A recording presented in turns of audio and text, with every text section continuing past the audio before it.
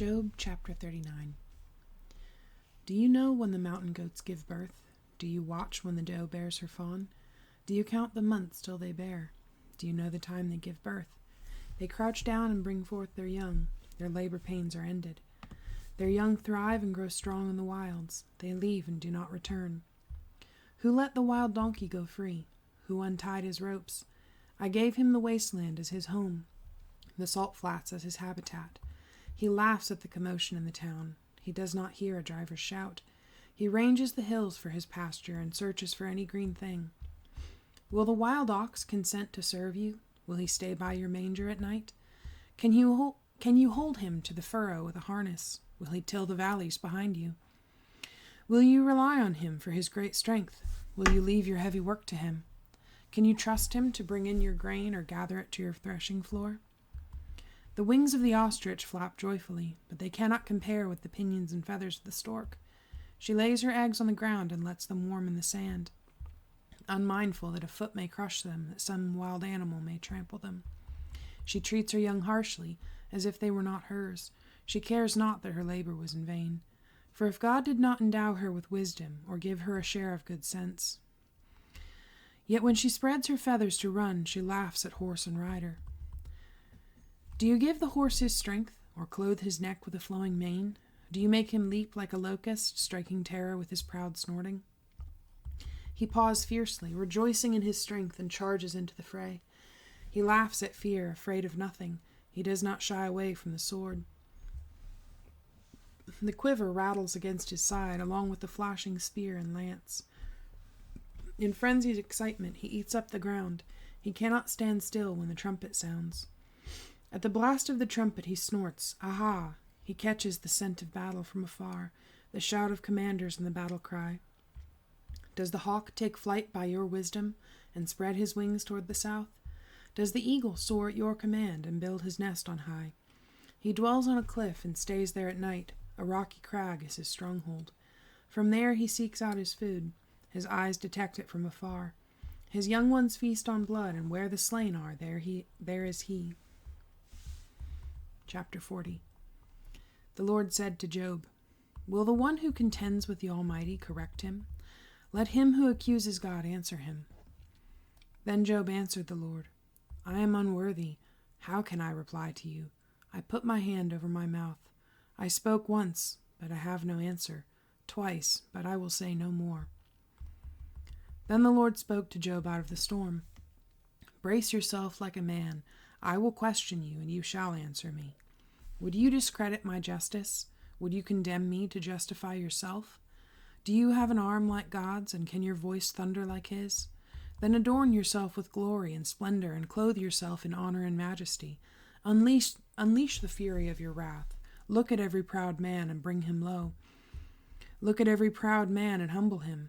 Crush the wicked where they stand. Bury them all in the dust together. Shroud their faces in the grave. Then I myself will admit to you that your own right hand can save you. Look at the behemoth, which I made along with you, and which feeds on grass like an ox. What strength he has in his loins, what power in the muscles of his belly. His tail sways like a cedar. The sinews of his thighs are close knit. His bones are tubes of bronze, his limbs like rods of iron. He ranks first among the works of God, yet his maker can approach him with his sword. The hills bring him their produce, and all the wild animals play nearby. Under the lotus plants he lies, hidden among the reeds in the marsh. The lotuses conceal him in their shadow. The poplars by the stream surround him. When the river rages, he is not alarmed. He is secure, though the Jordan should surge against his mouth. Can anyone capture him by the eyes, or trap him and pierce his nose? Chapter 41.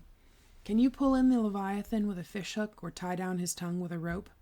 Can you put a cord through his nose, or pierce his jaw with a hook? Will he keep begging you for mercy? Will he speak to you with gentle words? Will he make an agreement with you, for you to take him as your slave for life? Can you make a pet of him like a bird, or put him on a leash for your girls? Will traders barter for him? Will they divide him up among the merchants? Can you fill his hide with harpoons, or his head with fishing spears? If you lay a hand on him, you will remember the struggle and never do it again. Any hope of subduing him is false. The mere sight of him is overpowering. No one is fierce enough to rouse him. Who then is able to stand against me? Who has a claim against me that I must pay? Everything under heaven belongs to me. I will not fail to speak of his limbs, his strength, and his graceful form. Who can strip off his outer coat? Who would approach him with a bridle? Who dares open the doors of his mouth, ringed about with his fearsome teeth? His back has rows of shields tightly sealed together. Each is so close to the next that no air can pass between. They are joined fast to one another. They cling together and cannot be parted. His snorting throws out flashes of light. His eyes are like the rays of dawn. Firebrands stream from his mouth. Sparks of fire shoot out. Smoke pours from his nostrils as from a boiling pot over a fire of reeds. His breath sets coals ablaze, and flames dart from his mouth. Strength resides in his neck. Dismay goes before him. The folds of his flesh are tightly joined. They are firm and immovable. His chest is hard as rock, hard as a lower millstone. When he rises up, the mighty are terrified. They retreat before his thrashing. The sword that reaches him has no effect, nor does the spear or the dart or the javelin. Iron he treats like straw, and bronze like rotten wood. Arrows do not make him flee. Sling stones are like chaff to him. A club seems to him but a piece of straw. He laughs at the rattling of the lance. His undersides are jagged potsherds, leaving a trail in the mud like a threshing sledge. He makes the depths churn like a boiling cauldron and stirs up the sea like a pot of ointment. Behind him he leaves a glistening wake. One would think the deep had white hair. Nothing on earth is his equal, a creature without fear. He looks down on all that are haughty. He is king over all that are proud.